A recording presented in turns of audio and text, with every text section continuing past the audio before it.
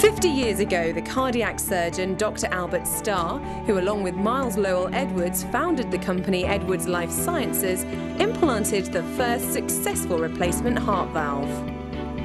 The Starr-Edwards elastic ball valve was a breakthrough product, which has spurned a number of developments revolutionising the way in which people with heart valve disease, such as aortic stenosis, are treated.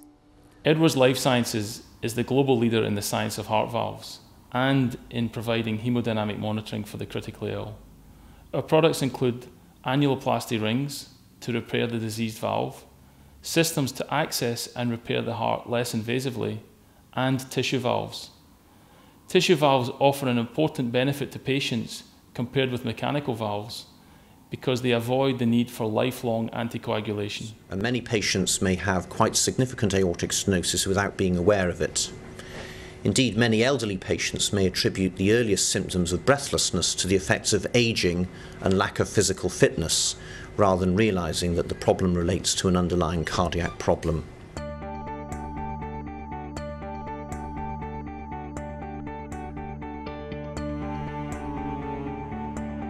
Edwards has a legacy of innovation and a commitment to research in the fight against cardiovascular disease. Our heart valve was the first successful implant 50 years ago. Since then, we've had the first rings for repairing diseased valves. We've had the first biological heart valve, and more recently the first transcatheter heart valve, the Edwards Sapien valve, also sometimes referred to as Tavi. In the UK, around 11,000 people each year have successful aortic valve implants, transforming the quality and length of their lives. Until recently, some of the oldest and most frail patients have been unable to benefit from this. But since 2008, a new type of transcatheter heart valve has begun to offer new hope for these people. So the key development of Tavi is that it makes treatment of aortic stenosis available to patients who previously would have not had the advantages of valve replacement surgery. I was the first lady in Oxford to have this pioneering transcatheter aortic valve implant operation. It's not so much an operation as it is a procedure. Very successful it is. Well, before I received the valve, life was very, very difficult. I couldn't walk very far, only a few steps, 3 or 4 steps. I couldn't really go anywhere. I couldn't make any plans because I couldn't walk. I had to rely on using a stick as well. It was dreadful, it really was. I have found that for people who don't have significant comorbidities alongside the aortic stenosis, that they have a massively improved quality of life, that they are able to do far more in terms of caring for themselves and enjoying the things in life like travelling abroad. I was told after I'd had it done that if I hadn't have had it done, I would not have seen Christmas. And I did see Christmas, and I've seen 2 since. And hope to see many more. I've got an example of a lady I spoke to in December who just got back from a holiday in Kenya to visit family, and she was just about to go to Australia to visit her son. Treatment by open heart surgery, or now by Tavi, is not a cheap option.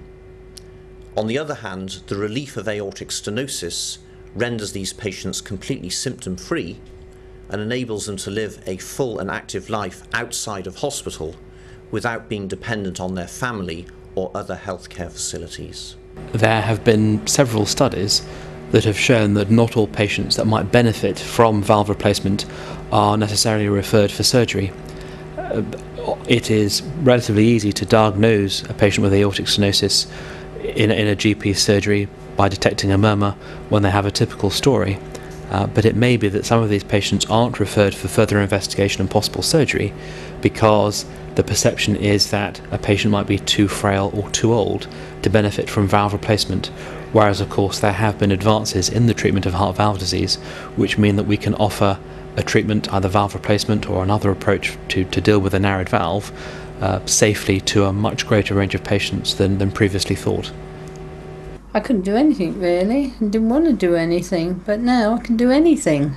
There's nothing to be frightened of at all, really. It doesn't hurt. You only have a tiny, tiny nick in your groin, you're put very much at your ease, and great confidence in the staff and the doctors and the surgeons. Have it done. You'll never believe how marvellous it is. At Edwards, we're dedicated to working with physicians and with the NHS to finding innovative solutions that help patients in their fight against cardiovascular disease. Because for them, life is now.